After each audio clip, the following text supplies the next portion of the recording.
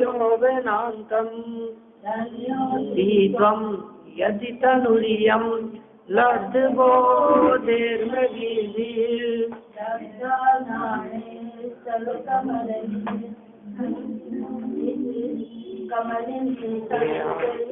लोक्यते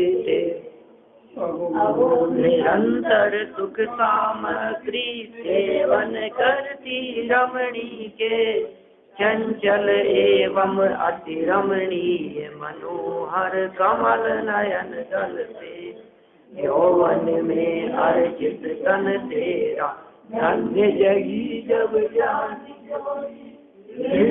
तुझको देखे वन होती कमलिनी की भ्रांति। देखिए आप कैसी बात करें, गृहस्थ आश्रम में अविच्छिन्न सुखों में पला और मनोहर अंगों से युक्त स्त्रियों के चपल नेत्र कमलों द्वारा सम्मानित एवं रमणीय शरीर था, परंतु अब यौवन अवस्था में बोधि प्राप्त एवं पूज्य होने पर तेरा वह शरीर भस्म हो गया। अतः वन में हिरणियों द्वारा कमलिनी की आशंका से देखा जाता है, अतः तू धन्य है। ये कह रहे हैं अत्यंत सुंदर शरीर होने के बावजूद भी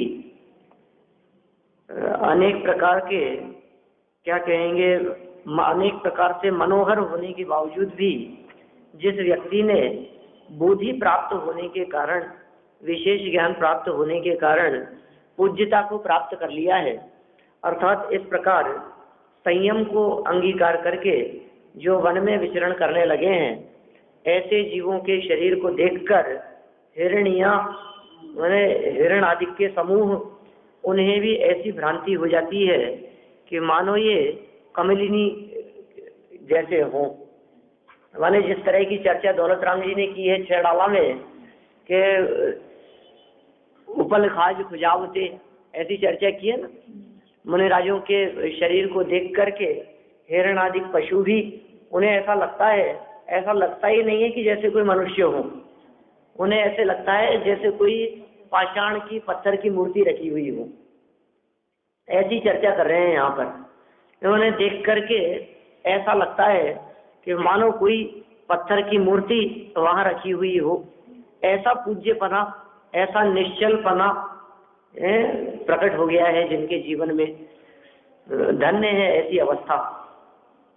देखिए भावार्थ में इसी बात का स्पष्टीकरण किया है। जीवों की ऐसी प्रवृत्ति है कि उन्हें जैसा अभ्यास होता है वे वैसी ही प्रवृत्ति करते हैं। इसलिए बहुत से जीव तो मनुष्य भाव पाकर दुख ही सहते हैं। 99% मनुष्यों को देखा जाए तो ये कह रहे हैं मनुष्य जन्म को प्राप्त करके दुख ही सहते हैं। माने उनसे सिर्फ दुखों को सहन करने का ही कार्य होता है। परंतु कुछ लोग पूर्व पुण्योदय से सुख समाज स्त्री आदि कारणों से बहुत सुखी होने पर भी देखो सुख रूप सामग्री मिल गई, बाह्य पंचेंद्रिय विषय सामग्री मिली, अच्छा समाज मिला, अच्छा परिवार मिला, तो अनेक प्रकार की सुख सामग्री होने पर भी ज्ञान होने पर यौवन अवस्था में ही दीक्षा लेकर तप करते हैं। कैसे हैं? ऐसे जीव बहुत कम हैं, विरले हैं ऐसे जीव। मतलब दुनिया में ऐसे जीव भी मिलेंगे, भले ही विरले हों, बहुत कम हों, तथापि ऐसे जीव भी मिलते हैं जो यौवन अवस्था में ही दीक्षा लेकर तपस्चरण करते हैं। उन्हें हिरणी जैसा चंचल जीव जले हुए ठूठ के समान देखता है। अतः वे जीव धन्य हैं, सर्व प्रकार स्तुति करने योग्य हैं। देखो आत्मज्ञान की कोई ऐसी ही महिमा है। आत्मज्ञान की कैसी महिमा की बात कर रहे हैं कि परम सुखी तीर्थंकर और चक्रवर्ती भी दीक्षा लेकर सुमेरु पर्वत के समान निश्चल हो गए। साधारण लोगों की बात क्या करें हम, जिनके पास में बाह्य सामग्री साधन कुछ नहीं है, वे यदि छोड़ करके दीक्षा ले ले में तो कौन से आश्चर्य की बात है। जिनके पास में सभी प्रकार की सुविधाएं और साधन मौजूद थे, ऐसे तीर्थंकर, ऐसे चक्रवर्ती, ऐसे राजा महाराजा प्रतिष्ठित, ऐसे जो महापुरुष पूर्व काल में हुए हैं, वे महापुरुष भी अपने संपूर्ण वैभव को छोड़कर दीक्षा लेकर के सुमेरु पर्वत के समान निश्चल हो गए। बाहुबली आदि ने ऐसा प्रतिमा योग धारण किया कि उनके शरीर से बेलें लिपट गई। दीक्षा लेने के पश्चात भिक्षा लेने के लिए ही नहीं निकले, ऐसे बाहुबली स्वामी दीक्षा लेने के पश्चात नग्न दिगंबर होकर एक ही स्थान पर इस प्रकार खड़े रहे कि दीक्षा लेने के बाद में फिर उन्होंने आंखें भी नहीं खोली, आहार नहीं किया, विहार नहीं किया, ध्यान अवस्था से विचलित नहीं हुए। मैंने ऐसा प्रतिमा योग उन्होंने धारण किया कि बेलें लिपट गई। देखो आप, और उदाहरण दिया, जिस सुकुमाल जी को सरसों भी चुभती थी, उन्हें स्यालिनी खाने लगी तो भी वे निश्चल रहे। धन्य है ऐसे मुनिराज, सुकुमाल मुनिराज। सरसों के दाने भी जिन्हें चुभते हों, कमल के फूलों की शैया पर जो सोते हों,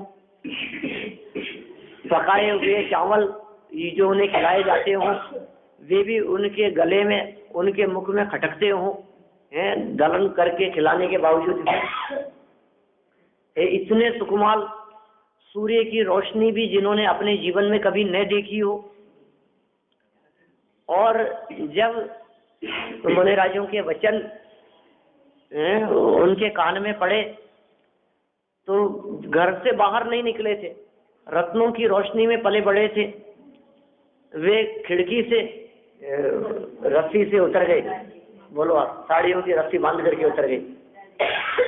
जमीन पर जिन्होंने कभी कदम न रखा हो, जहां जमीन पर कदम रखते हैं वहीं खून निकलने लगते हैं। कितने नाजुक थे, कितने सुकुमाल थे, और नग्न दिगंबर होकर दीक्षा लेकर के निकल गए, वन में चले गए। और ऐसी दशा उनकी कि 3 दिन तक उनको श्यालिनी खाती रही, पूर्व भाव की बैरी अपने बच्चों के साथ में, और वो जो खून जमीन पर लगा हुआ था उसे चाटती हुई आ गई और 3 दिन तक उनका भक्षण करती रही और ध्यान अवस्था से विचलित न हुए। ये कैसा अभूतपूर्व कार्य है। 3 दिन तक उन्हें श्यालिनी खाती रही। सुकुमाल मुनिराज को सरसों के दाने भी चुभते थे। बाहुबली मुनिराज बेलें लिपट गई हो, कैसा प्रतिमा योग उन्होंने धारण किया तो भी निश्चल रहे। ऐसे अनेक पुरुष भूतकाल में हुए हैं, वे सब धन्य हैं। माने यहाँ कह रहे हैं कि विरले होते हैं ऐसे जीव जिन्हें ऐसा सम्यक ज्ञान प्रकट होता है, जिनके हृदय में ऐसी ज्ञान ज्योति जागृत होती है, जो उपसर्गों की और परिशहों की परवाह किए बिना अपने आत्म स्वरूप में लीन रहते हैं। धन्य है वे महामुनिराज। क्यों धन्य है? क्योंकि वे ये समस्त प्रवृत्तियां और क्रियाएं जिसमें वे तल्लीन हैं, उसका एकमात्र कारण है अंतरंग में भेद विज्ञान होना या अभूतपूर्व ज्ञान होना। तो उन सब की महानता की यहाँ चर्चा की है। और फिर ये कह रहे हैं कि बाल्य आदि तीनों अवस्थाओं में धर्म की दुर्लभता, ये प्रैक्टिकल बात है कि इस मनुष्य जीवन में बाल्य अवस्था, युवा अवस्था और वृद्धावस्था, ये 3 अवस्थाएं मुख्य कही गई है। इन तीनों अवस्थाओं में धर्म करना बहुत दुर्लभ है। बाल्य अवस्था में भी धर्म करना बहुत दुर्लभ है, बहुत कठिन है, युवा अवस्था में भी और वृद्धावस्था में भी। इन तीनों ही अवस्थाओं में धर्म की दुर्लभता की बात कर रहे हैं। धर्म बहुत मुश्किल काम है, क्योंकि तीनों की दशा का चित्रण करते हुए यहाँ बात बतलाई है कि बालपने में ज्ञान न लियो, तरुण समय तरुणी रत रहो, और अर्ध मृतक सम बूढ़ापनो, कैसे रूप लखे आपनो, अपने स्वरूप का कैसे स्मरण कर पाएगा। देखिए, तेरा जन्म भी इसी प्रकार सफल होगा, अन्य प्रकार से नहीं। यह बात आगामी छंद में कहते हैं। शार्दुल विकृत छंद है। बहुत सुंदर बात यहाँ आगे कहना चाहते हैं, देखिए।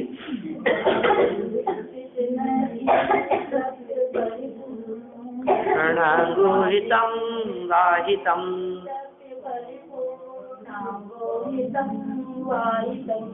कामान्ध खलु कामिनी द्रुमगणे भ्राम्यन्वने यौवने मध्ये वृद्ध तुषार्जितुं वसु पशुं क्लिश्नातिक्रेष्यादिभिः वार्धिक्ये धर्म व्रत जन्म ते धर्मो भवे निर्मल।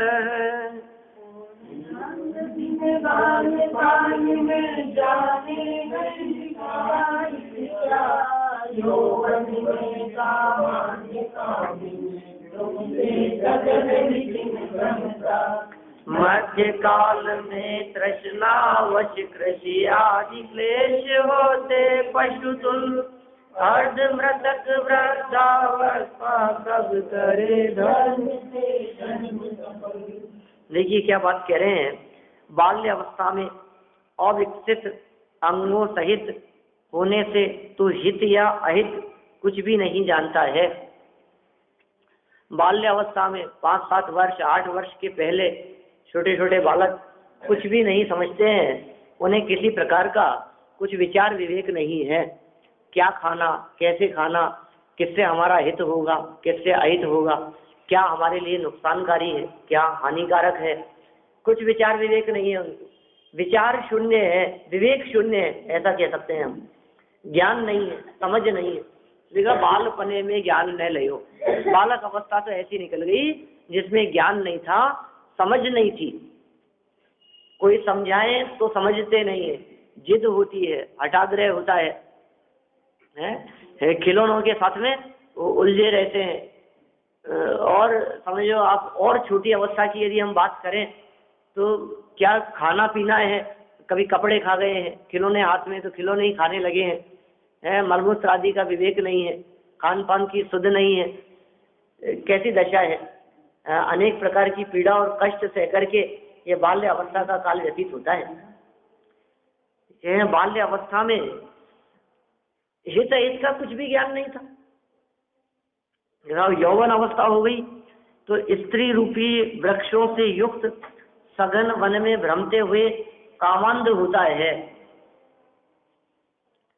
और मध्य वय में उसके साथ ही अति तृष्णा से धन कमाने के लिए खेती आदि कार्यों में पशु के समान भार वहन करता हुआ दुखी होता है।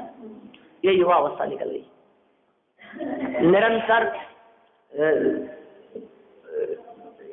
विवाह आदि में युक्त होकर कमाने धमाने में, व्यापार आदि करने में, धन संग्रह करने में, इसकी पूरी यौवन अवस्था आत्म कल्याण या आत्महित की भावना से शून्य होती हुई व्यतीत हो जाया करती है।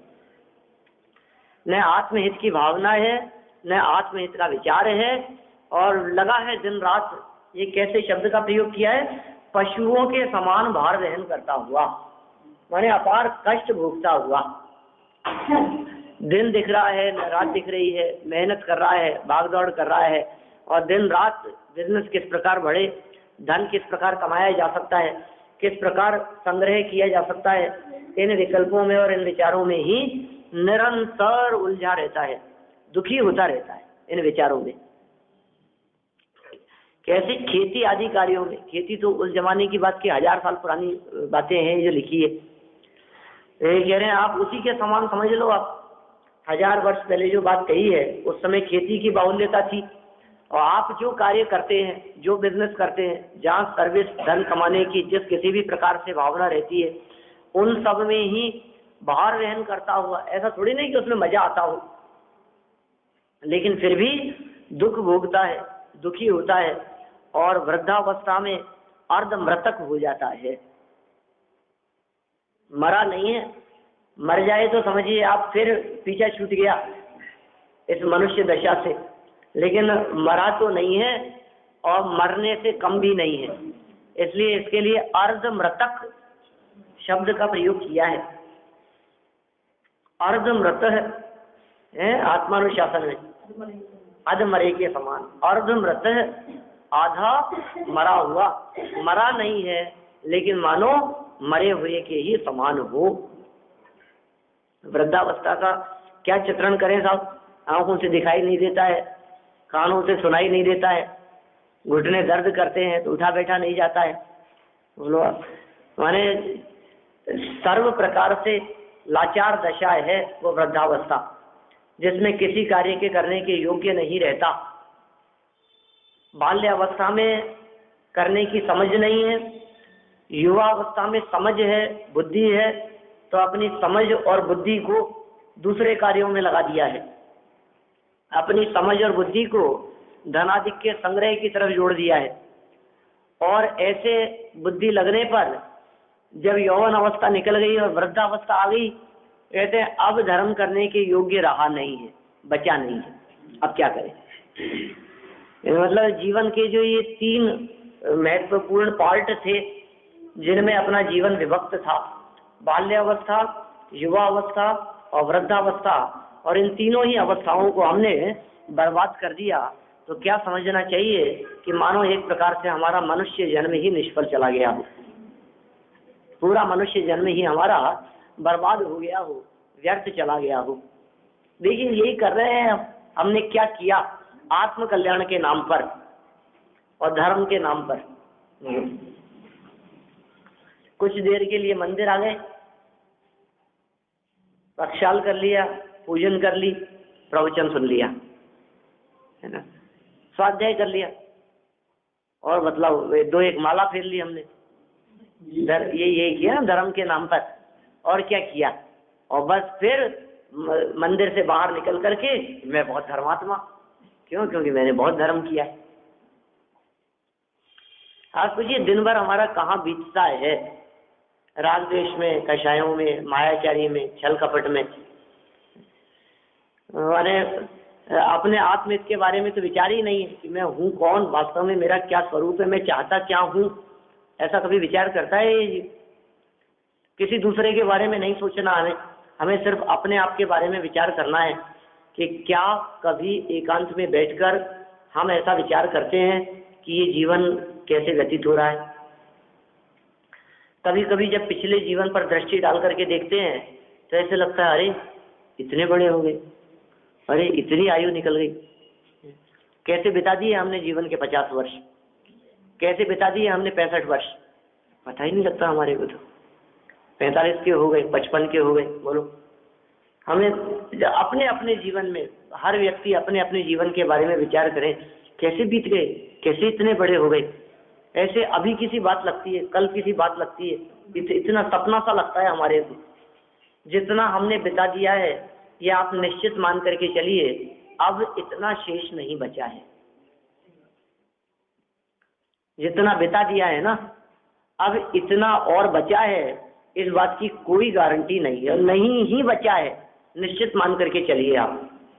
जिस प्रकार पिछला काल हमें ऐसा लगता है, स्वप्न जैसा लगता है, ऐसा लगता है कि जैसे कैसे पूरा हो गया, मालूम ही नहीं चला कितना काल बीत गया। आप मान करके चलिए आगे जो भविष्य शेष बचा है वो भविष्य भी इसी प्रकार न मालूम कब पूरा हो जाएगा, हमें पता भी नहीं लगेगा।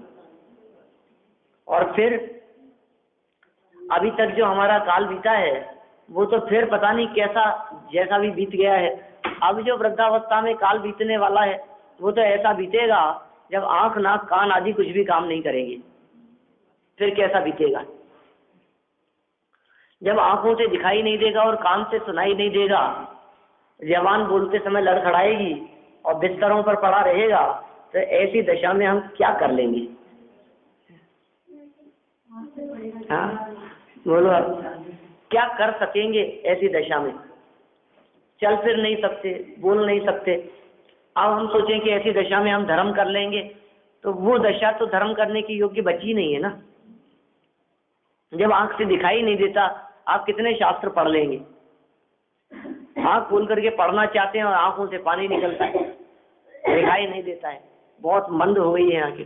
अब क्या करें, तो आप पढ़ नहीं सकते, तो कोई बात नहीं, सुन तो लें। सीडी होंगे, कैसेटें होंगी, प्रवचन होंगे, वो सुन तो सकते हैं, तो कानों से सुनाई नहीं देता। अब क्या करें। मशीन लगाते लगाते भी नहीं सुनाई देता है। अब क्या करें? मंदिर जाया नहीं जाता, उठा बैठा नहीं जाता। डॉक्टरों ने कह दिया कि घुटने बदलेंगे, और बदलवा भी दिए दोनों घुटने पैरों के, ऑपरेशन करा के, तो भी सफल नहीं है, सक्सेस नहीं है।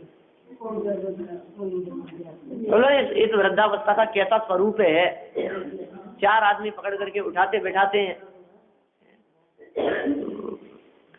मतलब ऐसे वृद्ध लोगों की आप स्थिति को यदि देखेंगे, आप कल्पना करेंगे, देखेंगे, आस पड़ोस में देखें, अपने घर परिवार में देखें, तो आपको लगेगा कि अब बस अब खत्म अब जीवन।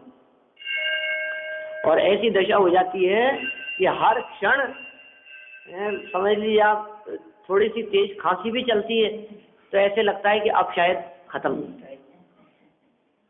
अब ऐसे लगता है कि अब बस जीवन पूरा हो रहा है, अब पता नहीं अगले क्षण का कोई भरोसा नहीं है।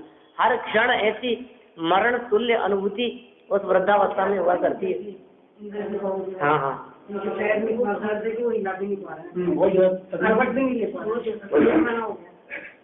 ऐसी दशा मिला था मैं एक दिन बीच में। बहुत ज्यादा कैसी दशा है बोलो आप, पैर भी न हिल सके, कैसी दशा होती है। और ऐसी दशा में बाथरूम में फिसल गए, फ्रैक्चर हो गया, बिस्तरों में पड़े हैं, तो ऐसी कैसी दशा होगी। मतलब आता ही है ना वृद्धावस्था में ऐसा कर्म का उदय। ये कह रहे हैं अर्ध मृतक सम, जिस बुढ़ापे की यहाँ चर्चा की है, जिसका चित्रण आचार्यों ने यहाँ किया है, पहले भी किया है और आगे भी करेंगे, और बार बार में ये बातें कहते हैं, और फिर भी यदि हमारे हृदय में लगती नहीं है ये बात, और जब तक ऐसी दशा न हो जाए, मतलब दौलत राम जी के शब्दों में मैं यदि वही बात कहूँ तो जब लो ने रोग जरा गए तब लो झटी से निज हित करो।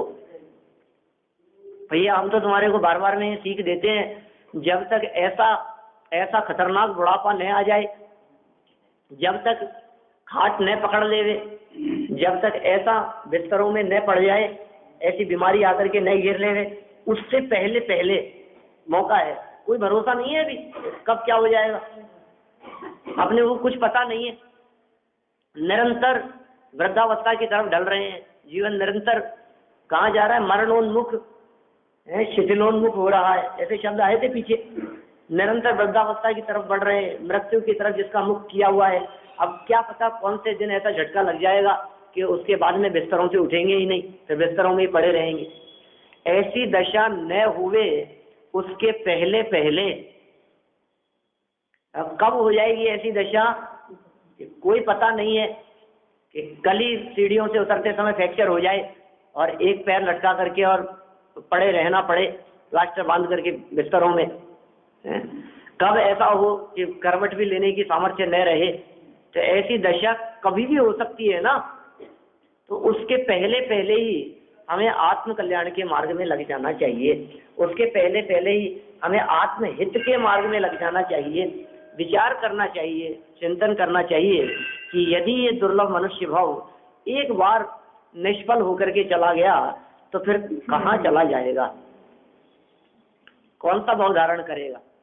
को पता है ये जीवन पूरा हो जाने के बाद में हम कौन सी जगह पर जाने वाले, वहाँ क्या व्यवस्था होगी, वहाँ कौन संभालेगा, वहाँ भोजन मिलेगा कि नहीं मिलेगा, वहाँ ठहरने की व्यवस्था होगी या नहीं होगी, ओढ़ने पहनने के लिए कपड़े लत्ते मिलेंगे कि नहीं मिलेंगे, घर बार परिवार होगा भी या नहीं होगा, तिर्यंच दशा होगी कि नरक दशा होगी, नरक की वेदनाएं भोगेंगे कि तिर्यंच गति के दुख भोगते रहेंगे।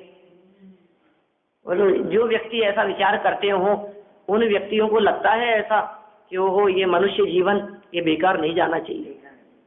बाल्य अवस्था तो निकल गई, अब युवावस्था है, ये समझने रूप अवस्था है, थोड़ा समझ लें हम।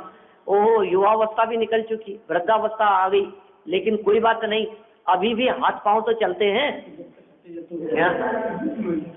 अभी भी अच्छी दशा है क्या कि हम बिस्तर पकड़ के नहीं पड़े हैं, अभी भी अच्छी दशा है कि हमारे आंखें और कान काम कर रहे हैं। तो कम से कम हमें अपने नेत्रों का सदुपयोग करना चाहिए, कम से कम हमें अपने कान का, कर्णेंद्री का सदुपयोग करना चाहिए, जितना संभव हो सके। किस लिए मिले हैं ये सब हमारे को, यदि हमने इन सब का दुरुपयोग किया तो ये तो सब छीन लिए जाएंगे, समझिए आप। साधारण नहीं है इन सब का मिलना, चक्षु इंद्रिय का मिलना, कर्णेंद्रिय का मिलना, रसना घ्राणेंद्रिय का मिलना, मन मिल गया है। सोचिए आप, मन, हृदय, ये सब रिद्धियां हैं मनुष्य जन्म में प्राप्त, और इन रिद्धियों का दुरुपयोग किया तो सारी रिद्धियां वापस छीन ली जाएंगी। खूब कितना गहराई से आप इसके बारे में विचार कर सकते हैं। सोचिए आप, किसी भी चीज को देखते हैं और पहचान लेते हैं, कोई कम रिद्धि है? किसी के शब्द सुनकर के पहचान लिए, हजारों किलोमीटर दूर से किसी व्यक्ति ने आपके मोबाइल पर फोन किया, नाम नहीं बताया और आप शब्द सुनने मात्र से उसका नाम पहचान गए, उसका चेहरा आपके सामने आ गया। बोलो ये रिद्धि नहीं है, ये चमत्कार नहीं है? किसी भी व्यक्ति को देखते ही तुरंत पहचान लेते हैं, ये चमत्कार नहीं है? किसी भी शब्द को देख करके आसानी से आप पढ़ पाते हैं, ये चमत्कार नहीं है? ये सब चमत्कार है। ये रिद्धियां मिल गई है हमारे को, एक चक्षु इंद्रिय रिद्धि मिल गई है, एक कर्णेंद्रिय रिद्धि मिल गई है। लेकिन रिद्धि मिली इसलिए थी कि आप चक्षु इंद्रिय का प्रयोग करें, सदुपयोग करें, जनवाणी के पढ़ने में, जनेंद्र देव के दर्शन करने में, तीर्थ क्षेत्रों में वंदना करने में, इसमें सदुपयोग करें आप इस चक्षु इंद्रिय का। कर्णेंद्रिय का उपयोग लेवें आप अच्छे वचन सुनने में, रसना इंद्रिय का उपयोग करें आप अच्छे वचन बोलने में। नहीं तो जबान नहीं मिलेगी। बोलो, जबान बंद हो जाएगी, फिर क्या होगा? एक इंद्रिय जीवों के पास में जबान नहीं है। पृथ्वी का एक, जल का एक, अग्नि का एक, वायु का एक, वनस्पति का एक, बोलो घास फूस आदि, पेड़ पौधे आदि, जबान नहीं है इनके पास में। वेदना भोगते हैं, अपार दुख और कष्ट भोगते हैं, लेकिन तड़पते नहीं है, रोते नहीं है, बोलते नहीं है, चिल्लाते चीखते नहीं है। कभी वृक्षों की, पेड़ पौधों की आवाज हमने नहीं सुनी होगी, लेकिन दुख है या नहीं है? कि दुख तो है, लेकिन बोल नहीं सकते, क्योंकि बोलने के लिए उनके पास में जबान नहीं है। क्यों नहीं है उनके पास में जबान?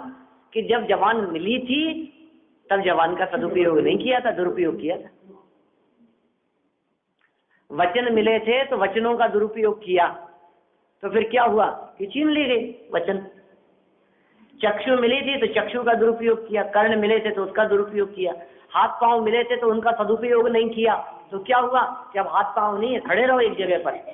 सर्दी हो चाहे गर्मी हो, बरसात हो, कड़कती हुई धूप पड़ रही हो चाहे ओस पड़ रही हो, ओले पड़ रहे हो, एक ही स्थान पर खड़े रहेंगे।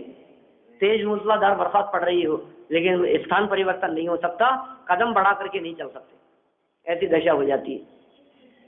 एक इंद्रिय जीवों की दशा देखें, दो इंद्रिय तीन इंद्रिय विकलत्रय जीवों की दशा देखें, तो हमें लगता है कि हमारी दशा कितनी अच्छी है, लेकिन दुरुपयोग में तो चला जाता है। हमने बहुत सारी ऐसी कथा कहानियां बचपन में पढ़ी है।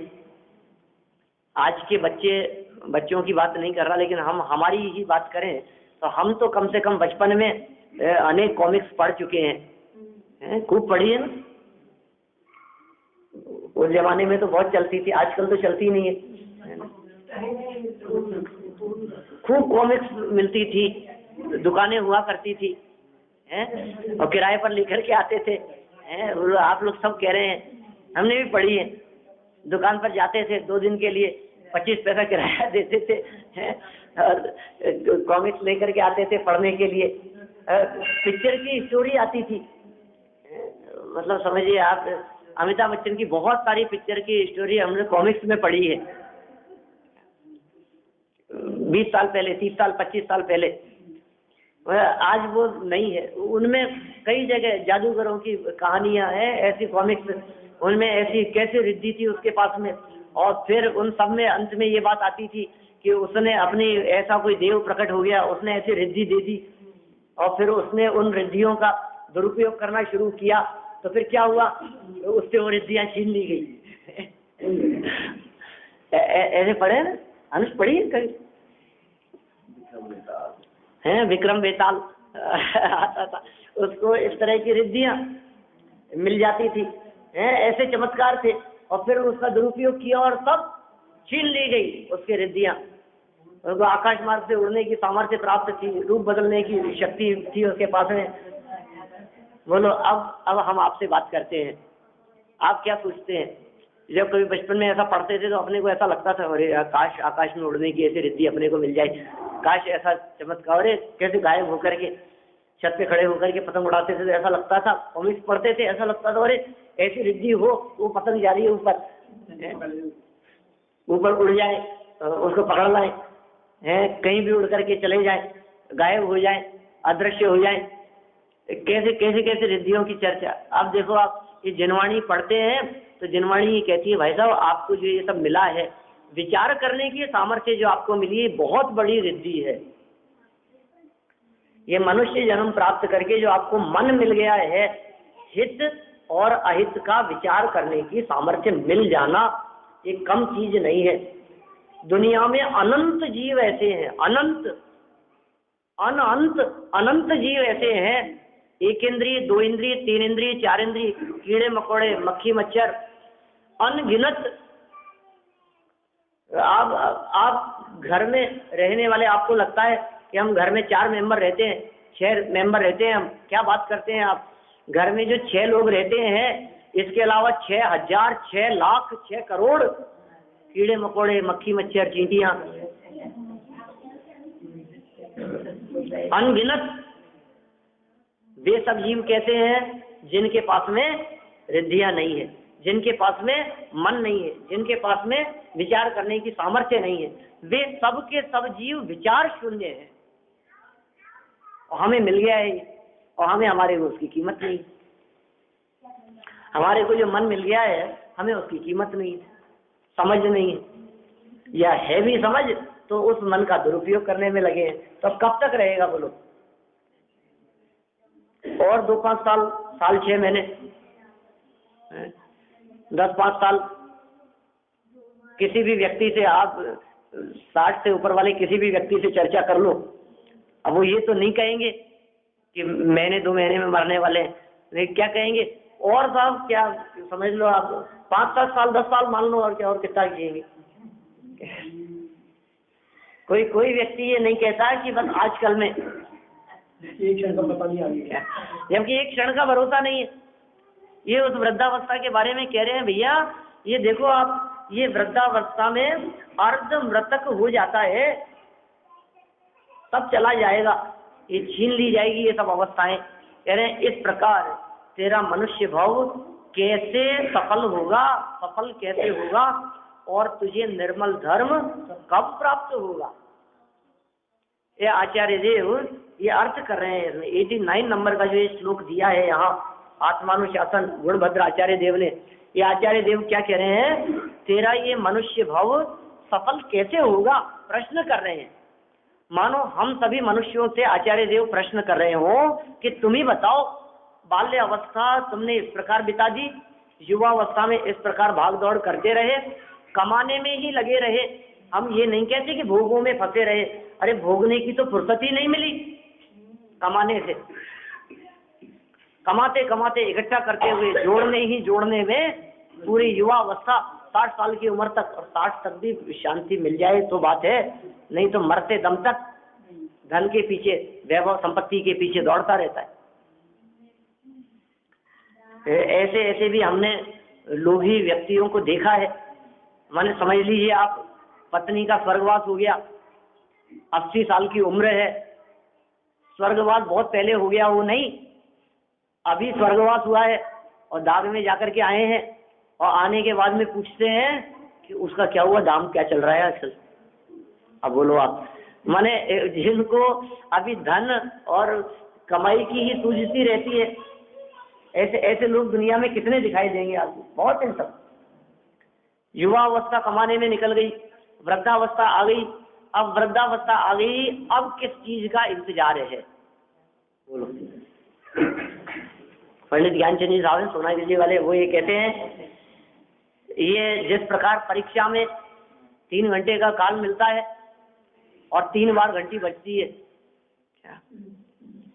और उसके बीच में यदि कुछ लिख ले वे तो कुछ चांस है, और कुछ नहीं लिखा, परीक्षा भवन में गया और 1 घंटा व्यतीत हुआ और पहली घंटी बज गई, कुछ लिखा कॉपी में कि कुछ नहीं लिखा, कॉपी खाली है, फिर और एक बार और घंटी बज गई, दूसरी बार, कि तब तक भी कुछ नहीं लिखा, कॉपी खाली की खाली है।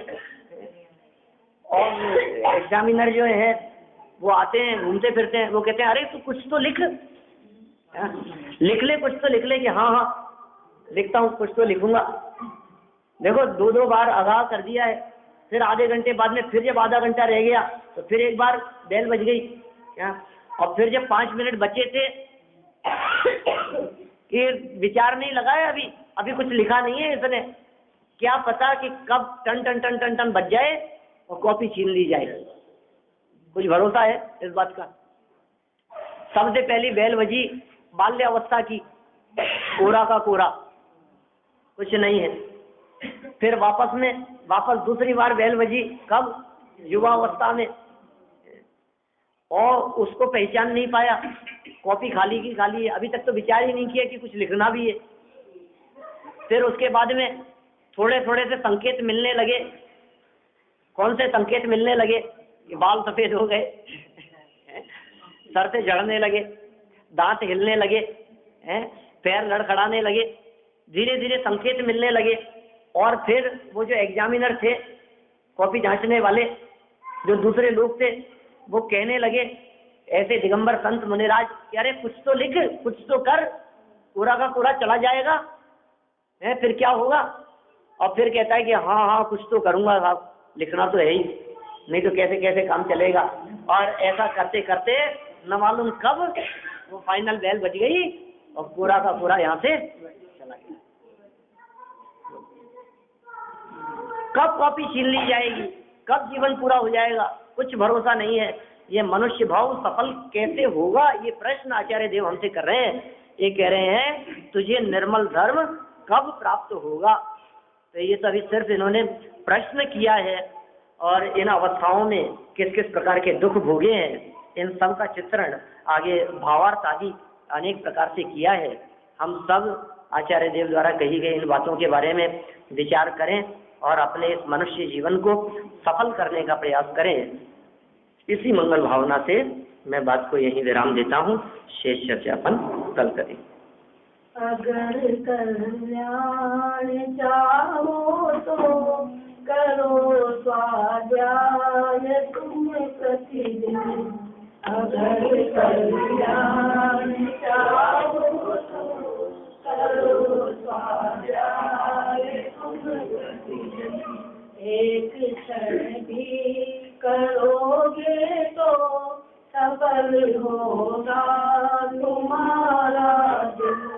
एक क्षण भी करोगे तो सफल होगा तुम्हारा दिन।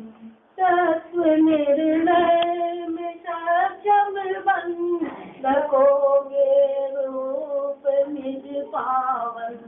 तत्व निर्णय में सक्षम बन रखोगे रूप निज पावन। भेद भी ज्ञान भी होगा, ज्ञान होगा शीघ्र समदिन। भेद भी ज्ञान भी होगा, ज्ञान होगा शीघ्र समदिन। अगर कल्याण चाहो तो करो स्वाध्याय तुम प्रतिदिन। पूर्ण सामर्थ्य पाओगे, मोह में त्याग जाएगा। पूर्ण सामर्थ्य पाओगे, मोह में त्याग जाएगा। ज्ञान वैराग्य जागेगा, सरलता आएगी प्रतिक्षण। ज्ञान वैराग्य जागेगा, सरलता आएगी प्रतिक्षण। अगर कल्याण चाहो तो करो स्वाध्याय तुम प्रतिदिन। ज्ञान चारित्र भी होगा, स्वरूपाचरण पाओगे। ज्ञान चारित्र भी होगा,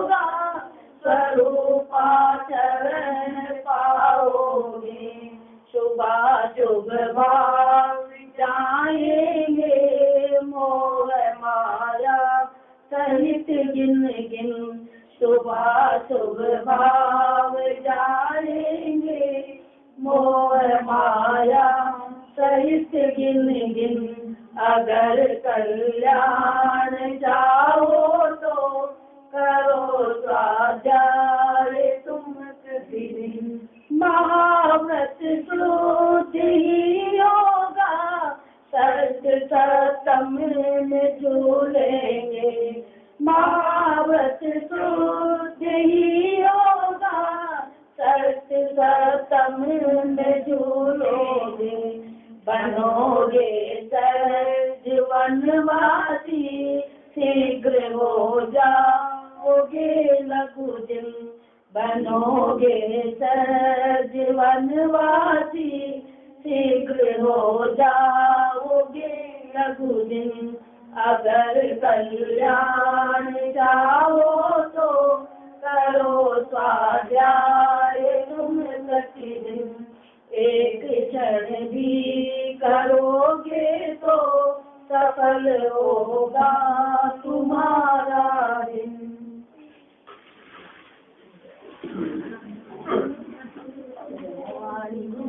जान के सुने लो कालो, तो आनी न सके सदा दे चलो, सदा दे चलो।